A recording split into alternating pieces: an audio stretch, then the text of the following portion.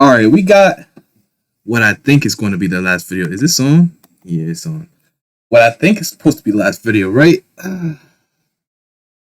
Wait, okay. Yeah, this might be the last one.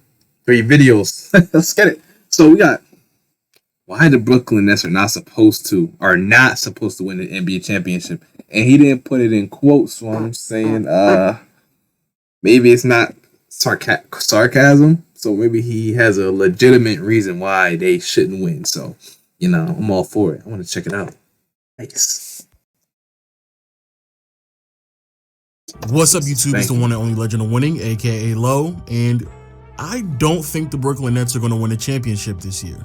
So we're in a very unique part of the NBA season where I want to speak on Andre Drummond. I want to speak on Andre Drummond, bro.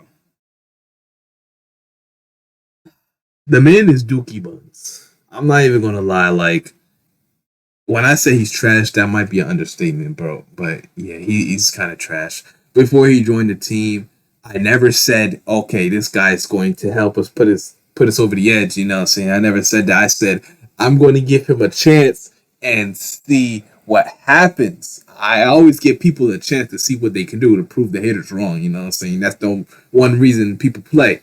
But this guy, he misses oops thrown by LeBron. He misses dunks. He misses layups when he should have dunked the ball. He can't catch. He's not a good passer, so he's not on Marc Gasol level. You know what I'm saying? He doesn't know what to do on the court. His basketball IQ overall is just low, bro. He's a Selmatron. You put him on the court for 30 minutes, he's going to sell you a game. I'm not even going to lie.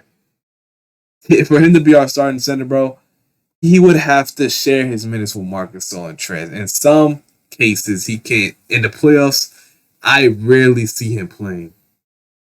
I'm not going to say that. I rarely see him being really useful in matchup situations. Against the Nuggets, no.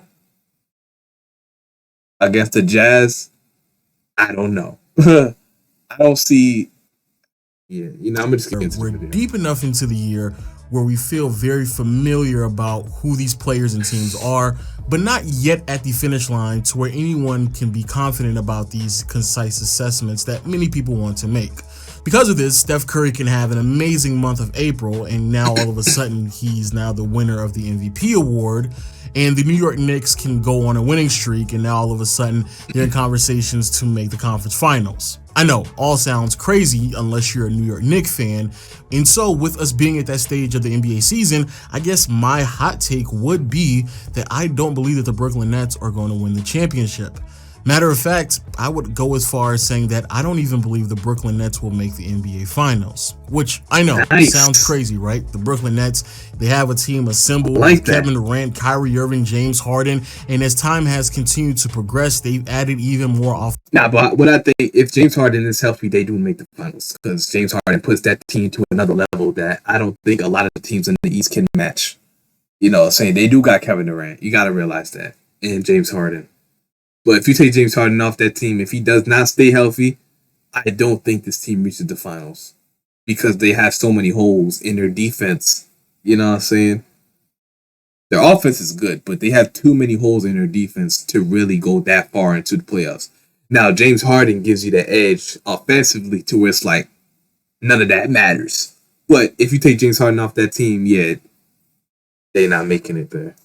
Offensive weapons. However, when I look at exactly who this team is, what they bring to the table, the pros and the cons, quite frankly, I just cannot confidently state that they are playing at a championship level. And a huge reason for this has to do with their defense. The Brooklyn Nets are one of the worst defensive teams in the NBA. So is that a recipe for a championship caliber team, even if you are playing at an all-time high when it comes to your offensive productivity? Well, let's look at the numbers. First, let's go back all the way to the 1980s and look at all of the teams that ended up making the finals and how well they performed on the defensive end of the court. The best way to assess this is to look at relative defensive rating, which essentially just means what is the defensive rating in contrast to the league average for that year. So essentially that just means if the league average defensive rating is 100 and a team has a defensive rating of 97, that means that their relative defensive rating would be a -3 because the margin is less than 3. And of course, when it comes to defensive rating, the lower the number, the better. So after gathering all the data, on the screen you can see all 82 teams that have made the finals since 1980. And as you can clearly see, there's a lot of relative defensive ratings that are in the negative. Quite frankly, as you can also clearly see, most of the teams on this list have a -3 or a -2.5 relative defensive rating, which means that they were noticeably above average defensively.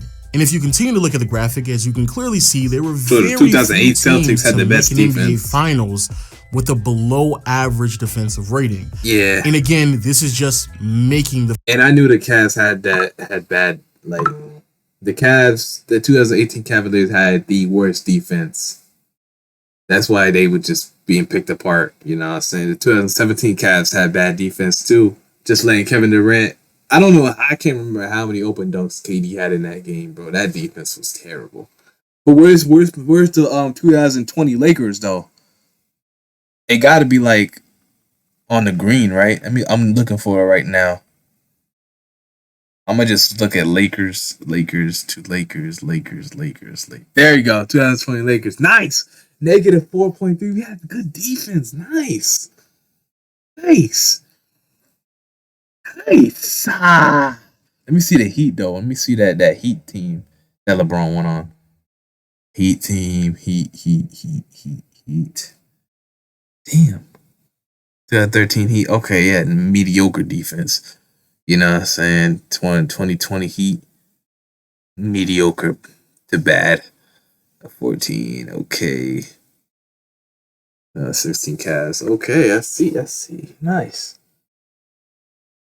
The finals. But then if we were to highlight all the teams that were going to win the championship, as you can clearly see, there is only one team since 1980 to win a championship with a below average defense. And that team is the 2001 Los Angeles Lakers. Yep. But there is a lot of context that is needed with the 2001 So where's Lakers. the Nets defense? Even though, yes, it is true, during the regular season, the Lakers had a defensive rating that was noticeably below average. And to be specific, it was a defensive rating of 104.8. However, when the postseason began, the Los Angeles Lakers had a defensive rating of 97.9. increasing their defensive rating so much so that it would be on par with other all-time great defensive teams throughout NBA history. Furthermore, on average, teams that made the NBA Finals had an average relative defensive rating of -2.97, and the teams that would go on to win the championship had a relative defensive rating of -3.6. To put that in context, the Brooklyn Nets this year have a relative defensive rating of 1.7. So in short, history is against the Brooklyn Nets. There's never been a team that is this bad defensively who has ever won a championship without increasing their defensive productivity in the postseason. Something that I honestly don't believe the Nets have the capability of doing so. But to the credit of Brooklyn, and I guess this is the other side of the argument, the concept of just... Yeah, but you gotta realize, has this team ever been assembled? Kevin Durant, one of the greatest scorers of all time. James Harden, another one of the greatest scorers of all time. Kyrie, a crazy good complementary piece for those two. I don't think we ever seen that. Excuse me if I'm wrong, but who in history can score like Kevin Durant?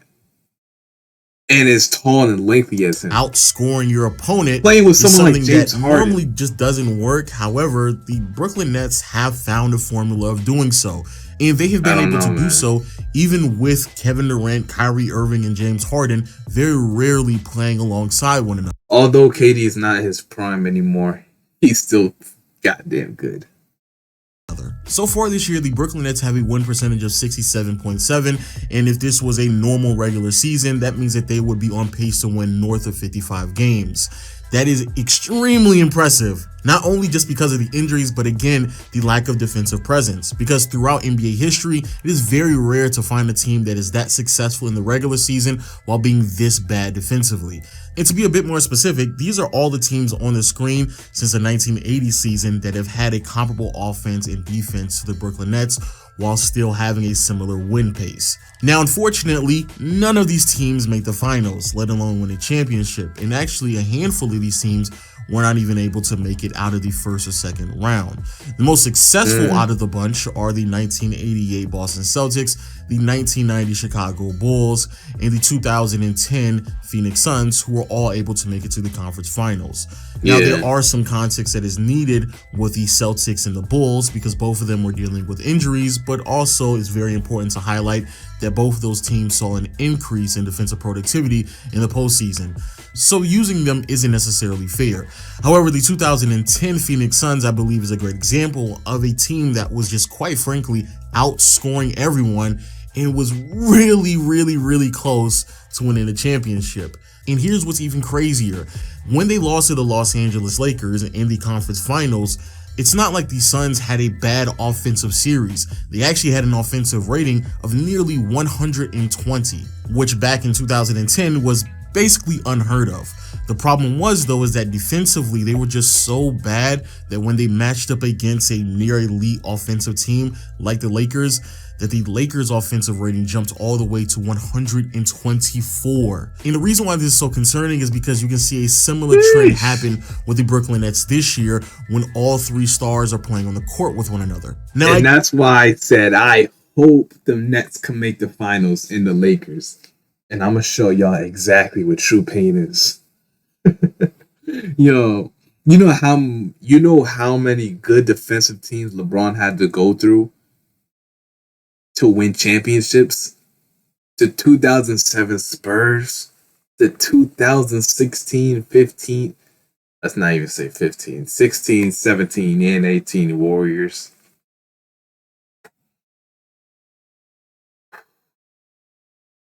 He had to go against some juggernaut defensive teams to win. But going against a team like the Nets, almost worst defense in the league, he's going to pick them apart, and it's not even going to be funny. I get it. This is a very small sample size. Y'all might cry. Please hold this argument with a grain of salt. But within these 7 games in which KD, Kyrie, and Harden were all available and playing, the Brooklyn Nets had an amazing offensive rating of 120.8. However, their defensive rating was 117.1.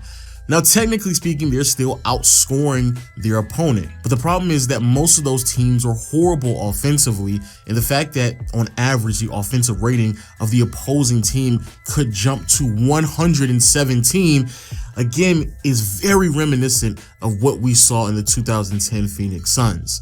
But even with that bit of information, it is still very hard to deny the fundamental flaws with a lot of teams in NBA history who have overly depended on their offense, and that is their predictability. Even Shawn Marion, who played on some of those mid-2000 Phoenix Suns teams, has openly admitted the reason why it was easy to stop them in the playoffs is because how routine, mundane, and predictable their offense was. Like, that's the difference. You know what I'm saying? When you got one guy who gets the ball and he gets to dictate what's going on, who gets it, and all that stuff, no wonder everybody said we was predictable. San Antonio was the first thing that come out their mouth. When you go back and look at the stuff, you know, a lot of the coaches and everybody be like, oh, we knew we were going to beat y'all in the playoff series. Y'all predictable. And even though enough people are not praising the Brooklyn Nets about this, because the Nets could easily just be one of the most heavy ISO teams in NBA history, and they would still be highly efficient. But if you look at the Brooklyn Nets and you break down their offense, but honestly, the thing about the Nets, they're predictable too. Who's going to score? KD, James Harden, or Kyrie? But can you stop it? Probably not. They actually have a pretty diverse offensive set. If you compare this year, hold on, is my camera good? Oh yeah, it's good. It's good. Brooklyn Nets offensive schemes to a team like the 2018 Houston Rockets. As you can clearly see, even though the Brooklyn Nets have more offensively talented players who might have actually needed to do more than both Harden and Chris Paul during the 2018 run due to injuries. However, the Nets still ISO fewer times. The ball handler out of a pick and roll scores less in the Brooklyn Nets system than it does in the Houston Rockets system back in 2018. And the amount of spot up jumpers that the Nets rely on is not at the same level as the Rockets either.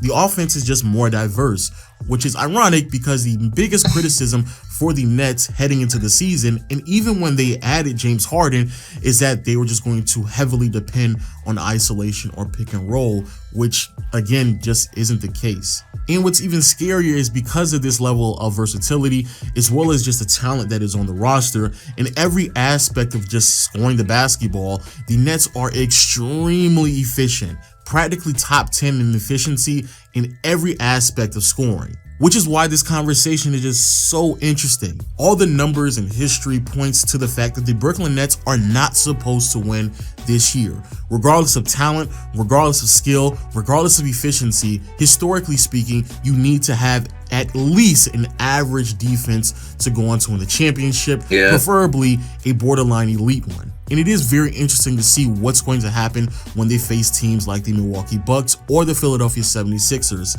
So he's saying Milwaukee might get him in trouble. Because, whenever they went against Milwaukee, man, Giannis, bro. Like, I've watched their games, and Giannis looked like he had no trouble scoring at all. You know what I'm saying? I'm not gonna say nothing because I'm just wait to the playoffs, Teams that offensively are either average or elite level while still having elite level defense. But if there is a team to pull this off, it would be the Brooklyn Nets. If you go back and you just look at all of the teams that dominated offensively, it would be the Brooklyn Nets. Mediocre on the defensive end, all of them suffered from the same offensive disease, which is being too predictable, which is something that the Nets just don't struggle with. But it will be interesting because if one player just has an off night, or if somebody isn't 100% healthy, the odds of them winning the championship or again even making the finals drops even more.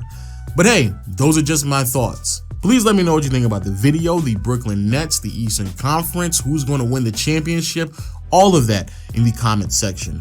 Also, make sure you hit the subscribe button, hit the like button if you enjoyed the video, as well as hit the notification bell when you want to be updated when I upload videos on this channel. These playoffs and until next time, I will see you all later.